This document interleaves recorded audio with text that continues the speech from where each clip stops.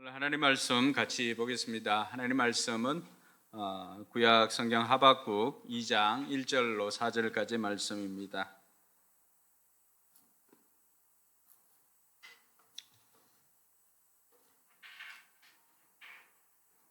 구약 성경 하박국서 2장 1절로 4절까지 불편하지 않은 분들 자리에 일어나서 함께 하나님 말씀 같이 받도록 하겠습니다.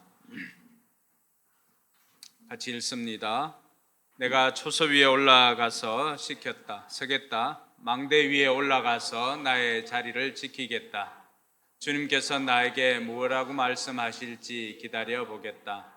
내가 호소한 것에 대하여 주님께서 어떻게 대답할지를 기다려 보겠다. 주님께서 나에게 대답하셨다. 너는 이 묵시를 기록하여라. 판에 똑똑히 새겨서 누구든지 달려가면서도 읽을 수 있게 하여라. 이 묵시는 정한 때가 되어야 이루어진다. 끝이 곧 온다는 것을 말하고 있다. 이것은 공연한 말이 아니니 비록 더디더라도 그 때를 기다려라. 반드시 오고야 만다. 늦어지지 않을 것이다. 마음이 한껏 부푼 교만한 자를 보이라. 그는 정직하지 못하다. 그러나 의인은 믿음으로 말미암아 산다. 아멘. 네, 앞뒤 좌우로 5분에게 하늘 복 빌어주시기 바랍니다. 잘 오셨습니다. 하늘 복 많이 받으세요. 잘 오셨습니다. 하늘 복 많이 받으세요. 잘 오셨습니다. 하늘 복 많이 받으세요. 잘 오셨습니다. 하늘 복 많이 받으세요.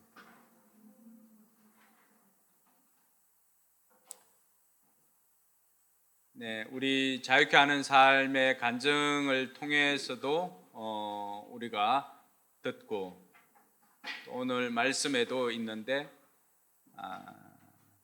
주님께서 나에게 무엇이라고 말씀하실지 내가 기다려보겠다 이렇게 합니다. 주님께서 나에게 무엇이라고 말씀하실지 기다려보겠다. 주님께서 어떻게 대답하실지를 기다려보겠다. 신앙생활은 어떻게 보면은 하나님의 말씀을 기다리고 또 어떻게 대답하실지를 또 기다리고 대답하신 것을 듣고 순종하는 것이 신앙생활이라고 할 수가 있습니다. 그래서 오늘 이 본문으로 탄식이 노래로 바뀌는 순간이라고 하는 제목으로 오늘은 저보다도 조금 멋있는 우리 이유한 목사님 나와서 말씀을 전해주도록 하겠습니다.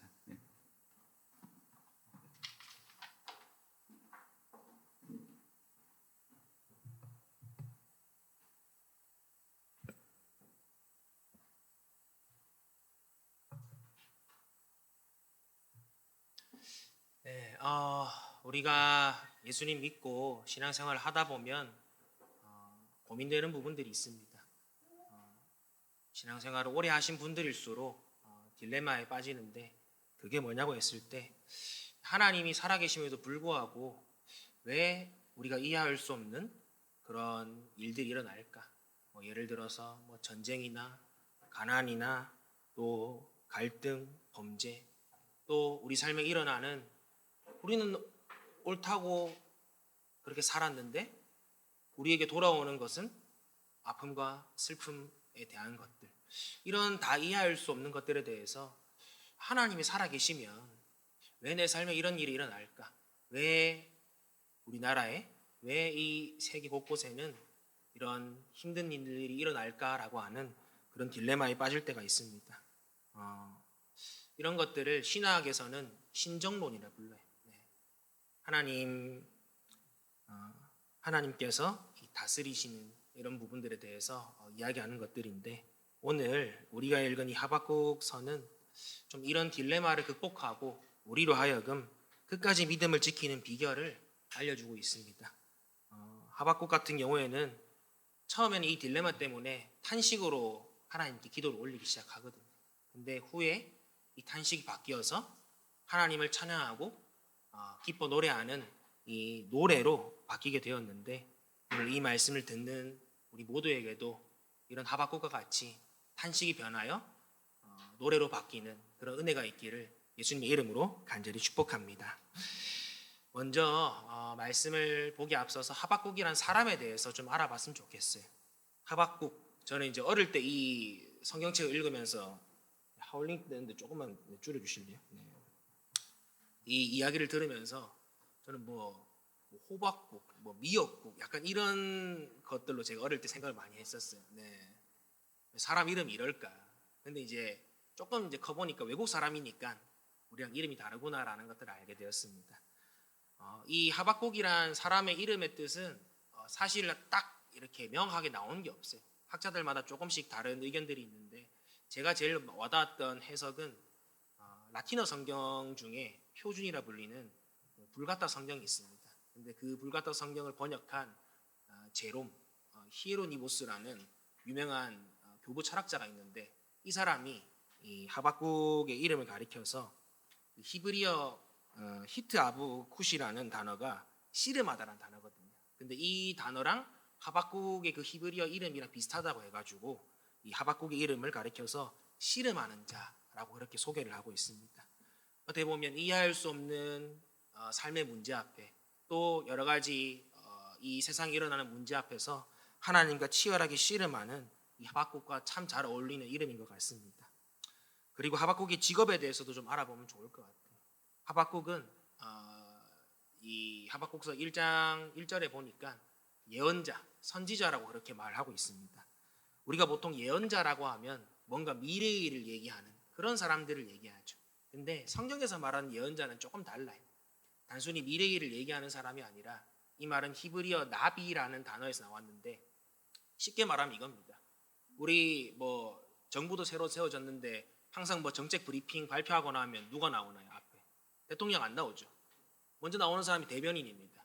오늘 이 예언자, 선지자라고 하는 직업이 바로 이 대변인하고 똑같은 거예요.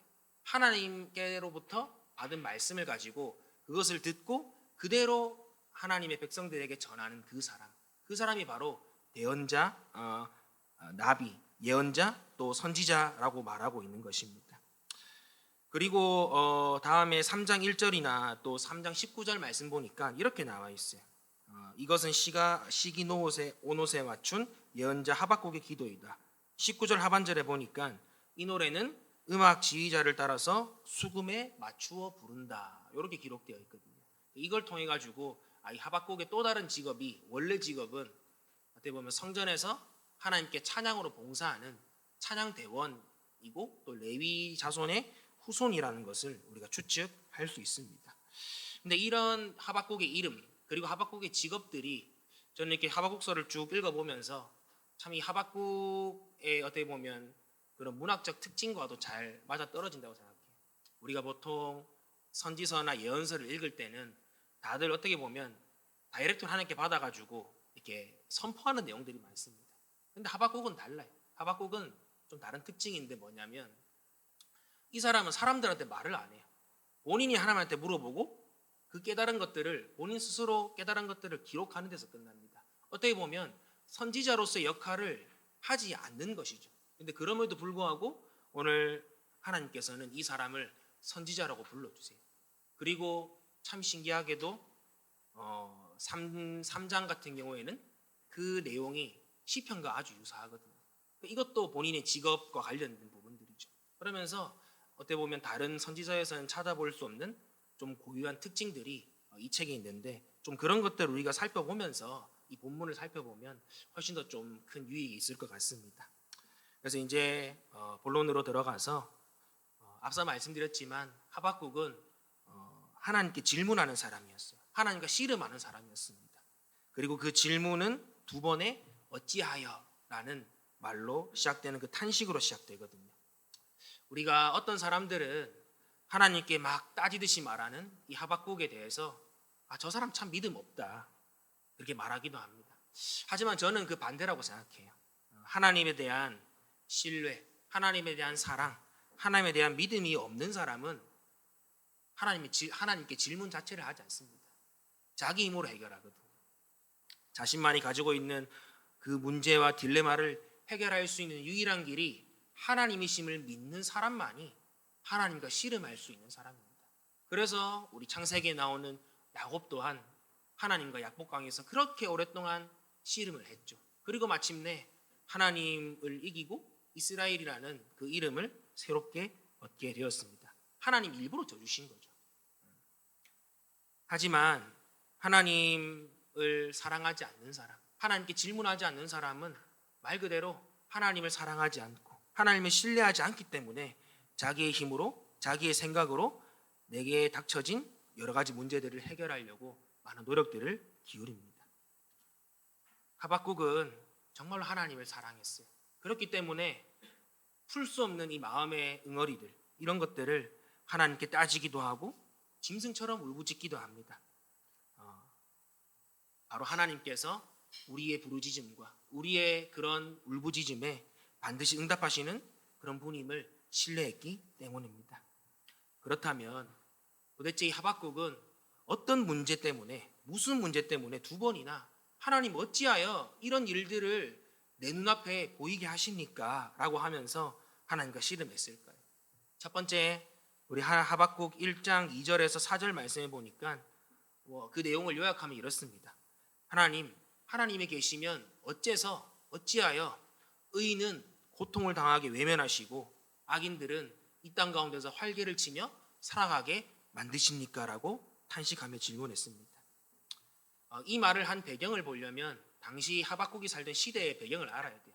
이때는 남쪽 유다 말기였거든요. 이스라엘만 있는 게 아니라 그 당시에는 우리 대한민국과 북한처럼 북이스라엘과 남유다, 이 남북으로 갈라진 상태였습니다. 근데 어쨌든 남쪽 유다는 우리가 들어봤던 이 다윗 왕의 후손들이 쭉 하나님의 언약을 따라서 나라를 다스리던 그런 나라였거든요. 근데 이 남쪽 유다도 이제 거의 멸망하기 직전, 마지막 부흥기를 마치고 이제 점점 쇠퇴의 길을 걸어가는 격동의 시기였어요. 유다의 마지막 희망이었던 요시야 왕, 그 왕이 이집트와 벌인 무기또 전투에서 전사했습니다. 정말로 하나님을 사랑하고 정말로 백성들을 사랑했던 그 왕이 갑작스레 그냥 전쟁에서 죽어버린 거예요. 그러니까 이 백성 가운데, 이 나라 가운데 엄청난 혼란들이 일어났던 것입니다. 근데 문제는 그 이후에, 요시야 이후에 세워졌던 그 아들들, 그 사람들이, 그 왕들이 어떻게 보면 이 아버지를 따라가임에 불구하고 아버지 길을 따르지 않고 외세를 의지하고 그들이 가지고 온 우상들을 섬겼습니다.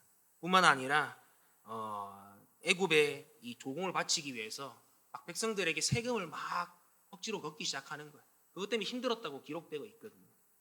그리고 나라 안엔 온갖 부정부패, 약탈, 폭력이 끊이지 않았습니다.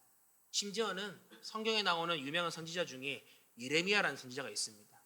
근데 이 예레미야 선지자 또한 하나님으로부터 말씀을 받은 사람임에도 불구하고 자기를 반대한다고 해서 이 사람을 감옥에 가두고 이 사람을 죽이려고 하는 그런 행위까지 서슴지 않았다는 것입니다. 하박국 선지자가 살았던 시대가 바로 이런 모습인데 이 하박국 선지자는 이렇듯 하나님의 공의가 무너진 나라를 보며 탄식했던 것입니다. 하나님을 사랑하고 주님 안에 올바르게 살아가는 사람들은 억울하게 고통당하고 바르게 살아가는 사람들은 더 힘들고 어려워지는데 오히려 악을 행하고 오히려 하나님을 버리고 다른 사람들을 힘들게 하는 그런 사람들은 더 잘 되는 모습들을 보면서 하나님의 공의 하나님이신데 어찌하여 의인들은 고통받게 외면하시고 악인들은 저렇게 활개치게 놔두십니까? 라고 질문했던 것이죠. 저는 근데 이 하박국의 시대와 지금 우리가 살아가는 시대가 그렇게 다르지 않은 것 같아요. 그때나 지금이나 정직하게 살고 바르게 사는 사람들이 오히려 더 바보 취급 당하는 그런 시대에 살고 있습니다. 돈 때문에 해외 기업 기밀이나 여러 가지 기술을 유출하는 사람도 있고 돈 때문에 시험지를 유출해서 거짓으로 성적을 조작하는 사람도 있고 편법이나 불법을 쓰지 않고는 도저히 사람들이 말하는 성공, 안정된 삶을 살기란 불가능한 것처럼 그렇게 보이는 세상을 우리가 살아가고 있는 거예요. 뿐만 아니라 우리 사회의 큰 문제인 양극화 현상도 역사 이래 가장 고조에 달해 있습니다. 젠더 갈등, 세대 간 갈등, 빈부 갈등 이런 서로가 서로를 미워하면서 혐오하는 것이 일상화된 그런 시대에 살아가고 있죠. 조금만 잘못하면 이 사람을 용서하고 관용을 베풀어줘서 다시금 살아나게 할 구멍을 만들어주는 게 아니라 그런 것들을 딱 닫아버려가지고 그냥 한 번 잘못하면 그냥 지구 끝까지 매장시켜버리는 이런 시대에 우리가 살아가고 있는 것입니다. 매일 쏟아지는 뉴스에서는 사회 따뜻한 소식은 정말 가뭄에 콩나듯 한 번 나오면 사회의 대부분은 부정, 부패, 사건, 사고에 대한 소식만 접하게 됩니다.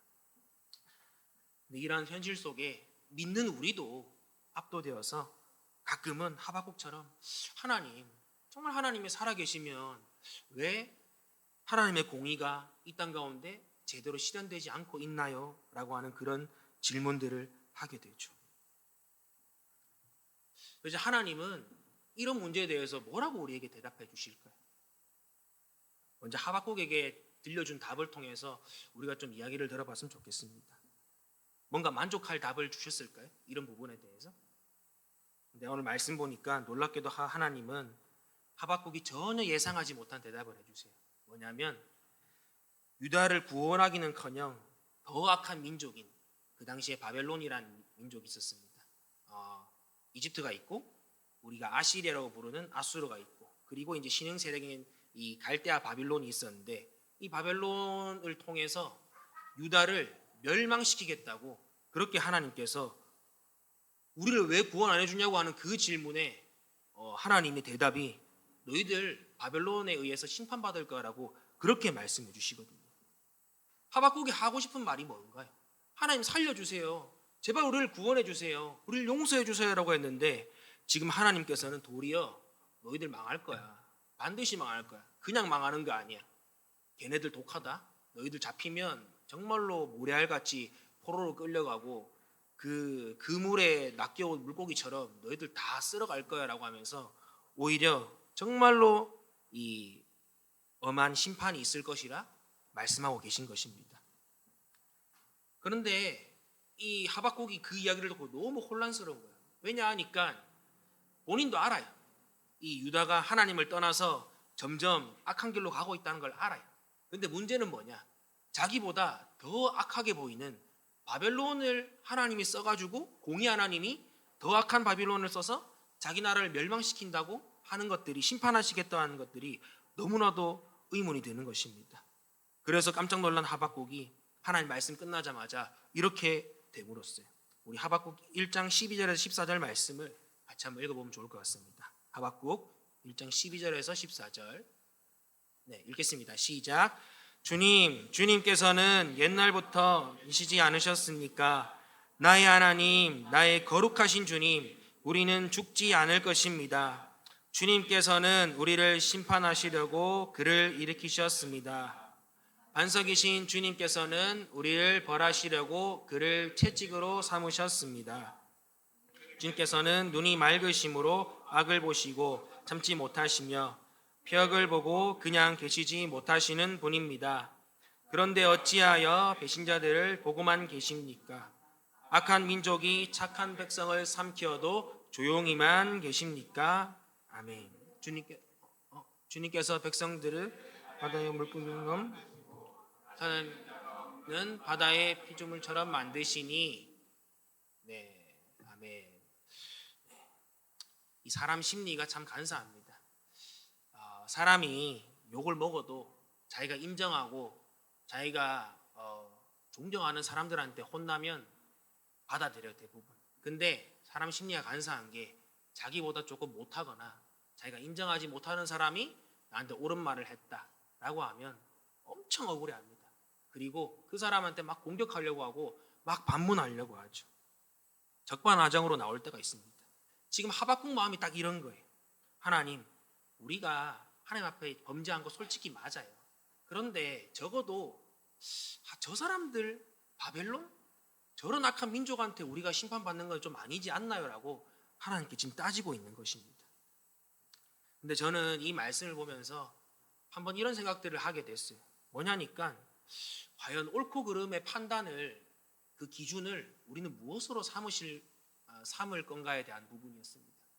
지금 이 하박국이 하나님께 던지는 질문 속에는 이런 전제가 깔려 있어요. 뭐냐니까 자신이 보기에 바벨론은 우리를 심판할 자격이 없고 도리어 심판받아 마땅할 그런 민족이다라는 전제를 깔고 지금 하나님께 질문하고 있는 것입니다.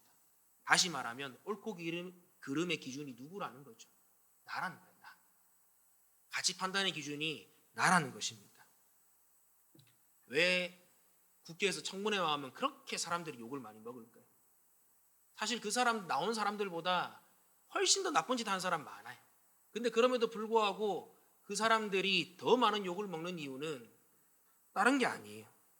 국민을 대표하는 공직자로서 소위 우리가 맨날 말하는 국민 눈높이라고 말하잖아요. 그 눈높이 안 맞으니까 더 많은 비판을 받는다는 거예요. 공직자 임명 시 옳고 그름의 기준이 뭐냐?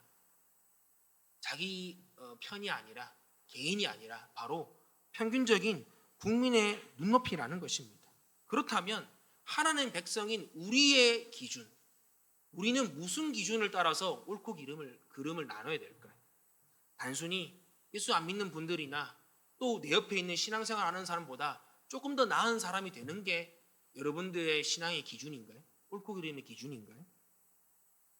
오늘 하나님께서 우리에게 말씀해 주신 거는 그 기준은 안 믿는 사람이나 내 옆에 있는 사람이 기준이 아니라 바로 하나님 보시기에 옳고 그름이 바로 우리의 기준이라는 걸 기억하시길 바랍니다. 이 사실을 알면 우리가 함부로 판단할 수 없어요. 우리도 마음대로 살아갈 수 없어요. 도리어 죄인된 나를 구원해 주시고 자녀 삼아 주신 그 하나님께 감사하며 겸손하게 이웃을 사랑하며 살게 되는 것입니다. 사랑하는 성도 여러분, 우리는 그저 세상 사람들보다, 그저 내 옆에 있는 사람들보다 조금 더 나은 사람이 되는 게 예수 믿는 사람의 목표가 아니라는 거예요. 그렇게 조금 더 나은 사람이 되어서 그들 가운데 나는 이런 사람이야 라고 이 어깨뽕 들어가고 그렇게 선민의식 나타내려고 우리가 신앙생활하는 게 아닙니다. 우리의 목표는 뭐냐? 바울이 잘 얘기해 주고 있어요. 에베소서 4장 15절 말씀이 이렇게 나와 있습니다. 우리는 사랑으로 진리를 말하고 살면서 모든 면에서 자라나서 머리가 되시는 그리스도에까지 다다라야 합니다. 할렐루야. 우리가 예수님을 믿는 목표, 우리가 예수님을 믿고 하나님의 자녀로 살아가는 목표, 하나님의 백성으로서 우리가 살아가야 될 목표는 우리 옆 사람, 또 믿지 않는 우리 주변에 있는 사람들이 아니라 그저 우리 주변에 있는 사람보다 조금 더 도덕적인 사람이 되는 것이 아니라 바로 십자가의 생으로 나를 사랑하신 그 예수님의 사랑으로 다른 사람들을 사랑하고 또 교회의 머리 대신 예수 그리스도를 닮아서 우리 이웃들에게 하나님의 사랑을 전하는 그런 복된 삶인 것을 믿으시기 바랍니다. 바로 옳고 그름의 기준이 나가 아니라 내 주변 사람들이 아니라 코람데오 하나님 앞에서 나는 그 기준인 것을 우리가 믿고 살아갈 때 비로소 우리는 예수님이 말씀하신 것처럼 세상의 빛으로서 어두운 곳에 하나님의 사랑과 정의를 선포할 수 있는 것입니다. 그리고 세상의 소금으로서 맛을 잃어버린 살맛 나지 않는 이 세상 가운데 정말로 우리를 통하여서 살맛 나는 세상을 만들어갈 줄 믿습니다. 그렇게 하나님 앞에 탄식하며 쏟아낸 하박국, 이 두 번의 질문 가운데 하박국은 더 이상 질문하지 않습니다. 하나님 어찌하여 이런 일들을 보고만 계십니까? 라고 하는 그 질문 앞에 더 이상 하박국이 질문하지 않아요. 대신 하박국은 자신의 이성과 상식으로는 도저히 이해할 수 없는 그 하나님의 응답 앞에 구해달라고 하니까 너희를 심판하겠다라고 말씀하신 그 하나님 앞에 이제는 질문 대신 진짜 하나님이 뭘 말씀하시고자 하는지 오늘 앞에 목사님 말씀하신 것처럼 하나님 앞에 나아가서 기다립니다. 우리 하박국서 2장 1절 말씀을 한번 읽어보면 좋을 것 같습니다. 하박국 2장 1절 말씀 시작. 내가 초소 위에 올라가서 서겠다. 망대 위에 올라가서 나의 자리를 지키겠다. 주님께서 나에게 무엇이라고 말씀하실지 기다려 보겠다. 내가 호소한 것에 대하여 주님께서 어떻게 대답하실지를 기다려 보겠다. 아멘. 하박국이 말씀에 나온 것처럼 초소 위로 올라갑니다. 망대 위로 올라갑니다. 옛날 성경으로는 파수대에 올라간다고 하거든요.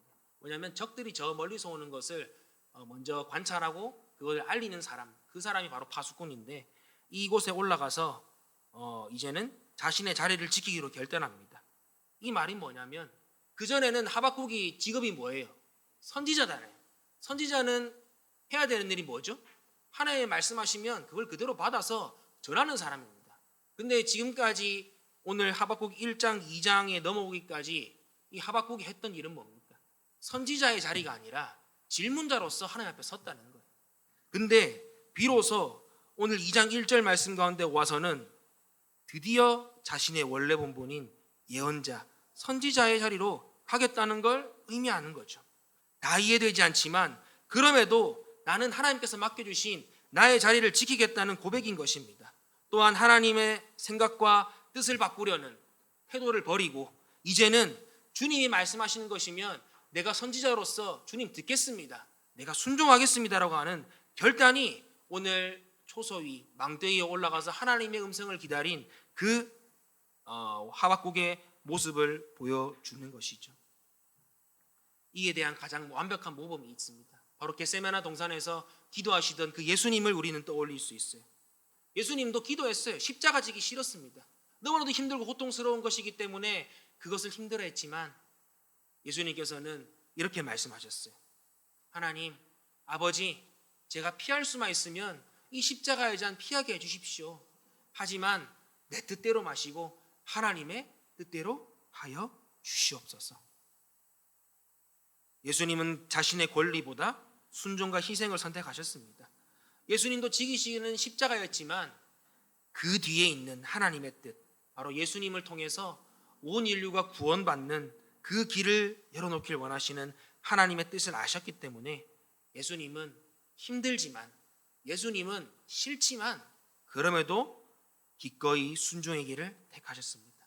그리고 예수님께서 열어놓으신 그 순종의 길로 말미암아 오늘 이 자리에 저와 여러분들이 있다는 것, 또 저와 여러분들이 이곳에서 함께 예배드리며 은혜를 경험할 수 있게 된 것이죠.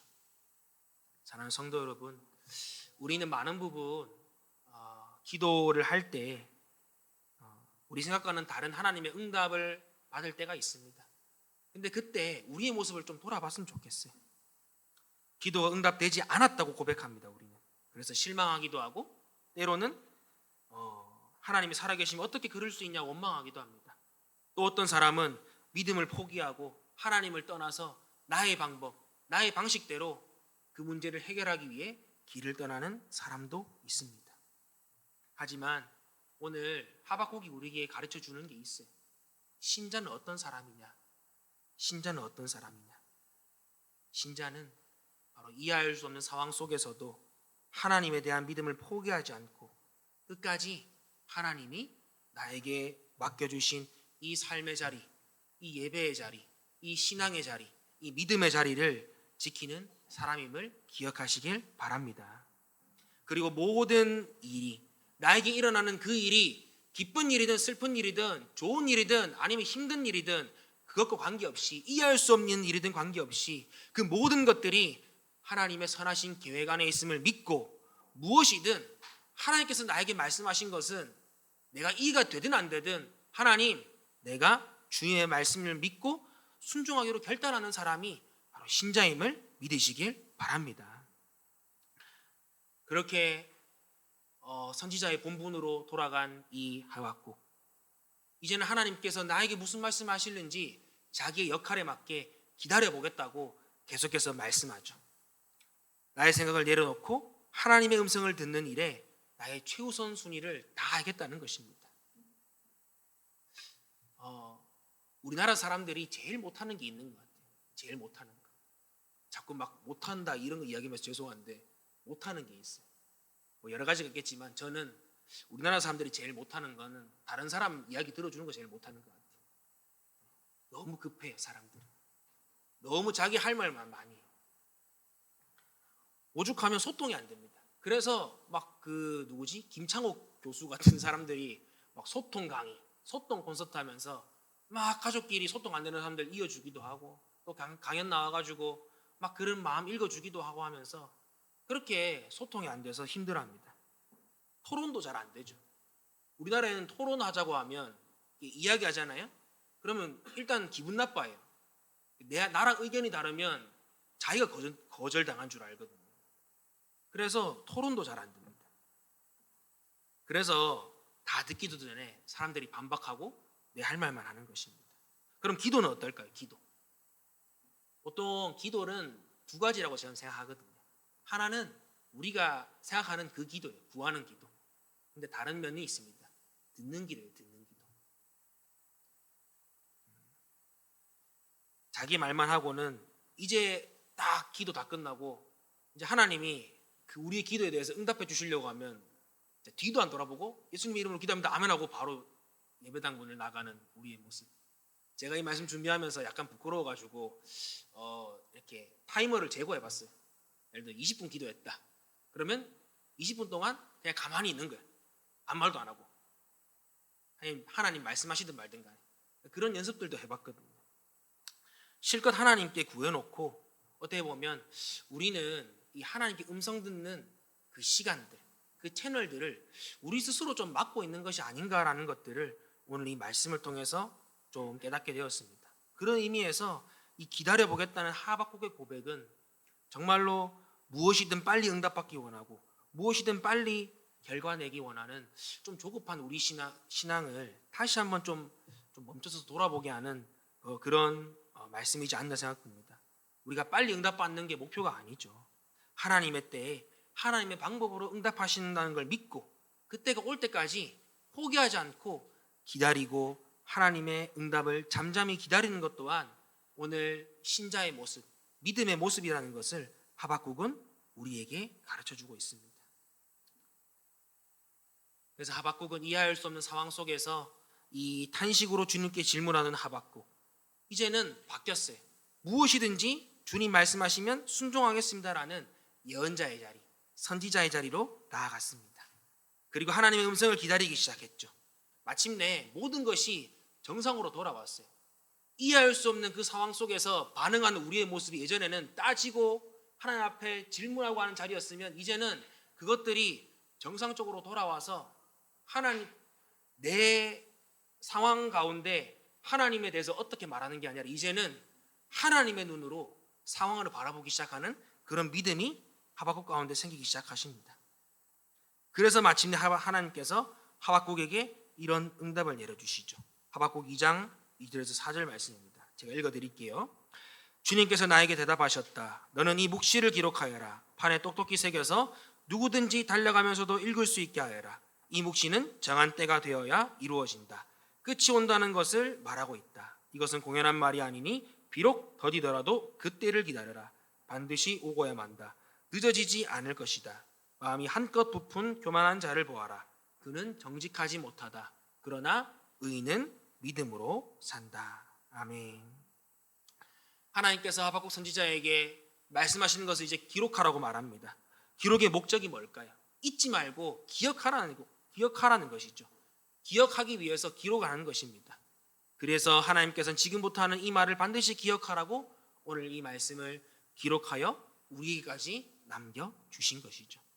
그 내용을 살펴보면 묵시, 다른 말로 하면 하나님의 말씀에는 여러 가지 특징이 있습니다. 먼저는 뭐냐? 하나님의 말씀은 반드시 하나님의 때가 되어야 이루어진다는 거예요.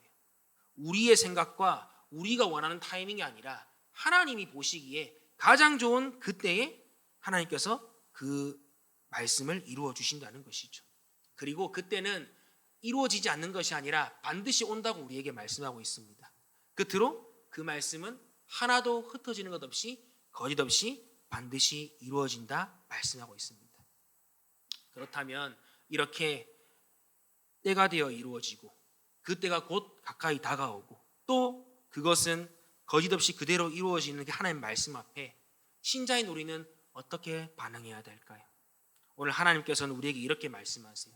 우리의 시간, 우리의 시선에서는 그 하나님의 약속, 하나님의 말씀이 더디게, 느리게 이루어지는 것처럼 느껴져도 그때는 반드시 온다. 그렇기 때문에 우리에게 가져갈 태도, 바로 하나님을 신뢰함으로 인내하며 기다리라고 우리에게 가르쳐 주는 것입니다. 여기서 말하는 기다림, 그냥 언제 되지 하고 그런 기다림이 아니에요. 예전에 저도 이제 군대 전역 100일을 남겨두고 달력에 X표를 치는 그런 행동들을 했었어요. 아마 우리 군필자들은 한 번씩 그런 행동들 해봤을 텐데 그때 하루하루 엑스포를 치면서 어떤 마음이 들었냐면, 어떤 기분으로 했냐면, 100일 뒤에는, 90일 뒤에는, 이제 한 30일 뒤에는 내가 집에 가겠지라고 하는 그런 기대와 소망을 가지면서 기다렸다는 거예요. 오늘 기다리라고 하는 이 말이 그냥 막무가내로 기다리는 게 아니라 바로 이러한 하나님께서 반드시 이 일을 행하실 것이라고 하는 소망과 기대를 가진 기대를 바로 이 말씀을 통해서 가지고 기다리라고 하시는 것이죠. 그래서 하나님은 그런 하박국에게 끝으로 이런 말씀을 하십니다. 하박국아, 의인은 믿음으로 사는 거야. 너 아무리 힘들고 어려워도, 너 아무리 너의 삶 가운데 해결할 수 없는 문제를 만난다 할지라도, 그것들이 지금은 너가 감당할 수 없는 그런 어려운 문제라 할지라도, 너가 이해할 수 없는 거라 할지라도, 너 그래도 나 믿니? 나 믿음으로 너가 반드시 살고, 너가 반드시 회복되고, 너가 반드시 그 응답들을 받게 될 것이라 주님께서 말씀하고 계신 것입니다. 사랑하는 성도 여러분, 오늘 이 하박국의 탄식, 이것이 노래로 바꾼 결정적인 순간이 바로 이 순간이에요. 비록 내가 처한 상황이 전혀 나아지지 않고 도리어 더 나쁜 길로 흘러간다 할지라도 그래도 우리가 기대하고 소망하며 믿는 거예요. 하나님의 약속은 하나님의 때에 반드시 이루어진다는 것입니다. 믿음으로 인내하기로 결정한 그 순간 하나님께서는 우리의 탄식을 바꾸어 주셔서 하나님의 살아계심을 선포하는 기쁨의 노래로 바꿔주심을 믿으시길 바랍니다. 다른 말로 바꾸면 이렇게 제가 말씀드리고 싶어요. 여러분들이 처한 환경을 가지고 하나님을 판단하지 않기를 바라요. 우리는 많은 부분 그렇게 합니다. 우리에게 어려운 고난이 닥치면 자꾸 하나님 왜 그러세요라고 그 상황을 가지고 하나님이 어떤 분인가를 자꾸 대입하는 거예요. 자꾸 하나님을 판단하는 거예요. 그런데 오늘 하나님은 그렇게 하지 말라고 하세요. 내 환경을 통해서 하나님이 어떤 분이신지 판단하지 말고 반대로 하나님의 시선으로, 하나님의 눈으로 우리의 환경을 바라볼 때 우리 시선이랑 찬양의 고백처럼 바로 그곳에서 하나님이 일하기 시작할 줄 믿습니다. 할렐루야. 하나님은 이 질문하는 하박국 앞에 먼저는 하박국이 하나님을 마음을 움직이려는 그런 행동을 했습니다. 하지만 본분을 지키고 선지자로서의 본분을 지키고 하나님의 음성을 듣기로 결단한 하박국이 비로소 그때 내 생각과 내 뜻보다 크신 그 하나님의 계획, 하나님의 돌보심, 하나님의 섭리가 있다는 걸 깨닫게 된 거예요. 그러니까 앞으로 이 나라가 망하는 것을 확실하게 하나님께서 말씀하셔도 하박국이 전에는 절망했다면 이제는 좌절하지 않습니다. 그럼에도 불구하고 나는 여호와 하나님 한 분만으로 만족합니다라고 고백합니다. 그리고 비록 앞으로 몇 년 뒤, 몇십 년 뒤면 이 바벨론의 나라가 멸망될 것을 알지만 그럼에도 불구하고 하나님이 그 이후에 다시금 이 나라를 세워주시고 회복시켜 주실 것을 믿는 소망을 가지게 된 것입니다. 그리고 시간이 흘러서 이제 BC 586년에 실제로 남유다가 바벨론에 멸망당하거든요. 그리고 70년 동안 포로 생활을 해요. 말씀대로. 근데 그 기간 동안 그 후손들은 이런 것들을 깨달았을 것입니다. 아까 앞에 요시야 왕 이야기를 했어요. 요시야 왕이 정말 우리나라 따지면 약간 그 정조 같은 느낌이었거든요. 그 마지막 부흥기를 이끈 그 마지막 불꽃 같은 사람이었습니다. 근데 이런 사람이 허무하게 죽고 나니까 나라가 확 망했잖아요. 근데 그때는 이 왕이 죽어가지고 우리나라가 망했다고 생각했어요. 근데 후손들이 나중에 돌아보니까 그때 요시야가 한번 일으켰던 부흥 덕분에 포로기 70년을 버틸 수 있는 원동력이 되었던 거예요. 이 시기 때 어떤 사람들이 배출된지 아십니까? 제가 읊어드릴게요. 다니엘, 에스겔, 에스라, 느헤미야, 스룹바벨, 학개, 스가랴. 정말로 소망이 없고 정말로 희망이 없는 그 포로기에 이런 별과 같은 사람들, 우리 교회 오래 다녀보시고 신앙생활 오래 하신 분들이면 성경에서 한 번을 읽어봤던, 한 번은 봤던 이 기라성과 같은 신앙의 인물들이 바로 이 요시야 왕 이후에 태어난 사람들은 전부 다. 그때 이 부흥을 통해서 결국 이 심판의 시기에 이 사람들이 다시 회복하기 위해 버틸 수 있는 이 힘이 그때는 이해가 안 됐지만 지나보니까 그런 것들이 다 하나님의 뜻이었다, 하나님의 돌보심이었다라는 것들을 깨닫게 된 것입니다. 사랑하는 성도 여러분, 하나님의 선하심을 믿고 그 믿음의 렌즈를 가지고 우리 인생을 좀 바라봤으면 좋겠어요. 그러면 더 이상 내 인생 실패한 게 아니에요. 내 인생 망한 게 아니에요. 그 렌즈로 보면 여러분들 지금까지도 충분히 잘 살아왔어요. 그리고 앞으로도 주님 안에 충분히 행복하게 살 인생임을 믿으시길 바랍니다. 그리고 그 믿음을 가지고 세상을 바라볼 때 세상이 여전히 불공평하고 세상이 여전히 악이 충만해 보인다 할지라도 우리가 주님의 눈으로 세상을 바라볼 때는 여전히 이 땅과 이 민족과 이 세계 열방은 하나님께서 공의와 사랑으로 다스리시는 하나님의 나라임을 보게 될 것입니다. 세상 모든 것 위에 친히 일하시며 공급하시는 이 하나님의 섭리를 깨달은 하박국, 이제는 그는 더 이상 탄식하지 않았습니다. 이해되지 않고 그 앞에 망할 길이 열렸음에도 불구하고 하박국은 탄식하지 않고 오히려 소망을 품고 기쁨과 감사의 노래를 주님께 올려드리죠. 그 놀라운 신앙 고백이 담긴 우리 하박국서 3장 16절에서 19절 말씀을 함께 우리 읽고 마무리하도록 하겠습니다. 하박국 3장 16절에서 19절 말씀. 자막 있나요? 네, 같이 읽도록 하겠습니다. 시작. 그 소리를 듣고 나의 창자가 뒤틀린다. 그 소리에 나의 입술이 떨린다.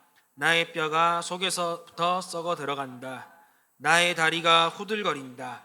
그러나 나는 우리를 침략한 백성이 재난당할 날을 참고 기다리겠다. 무화과 나무에 과일이 없고 포도나무에 열매가 없을지라도 올리브 나무에 소가 없고 밭에서 거두어 들일 것이 없을지라도 우리의 양이 없고 외양간에 소가 없을지라도 나는 주님 안에서 즐거워하련다. 나를 구원하신 하나님 안에서 기뻐하련다. 주 하나님은 나의 힘이시다. 나의 발을 사슴의 발과 같게 하셔서 산등성이를 마구 치닫게 하신다. 이 노래는 음악 지휘자를 따라서 수금에 맞추어 부른다. 할렐루야. 아멘.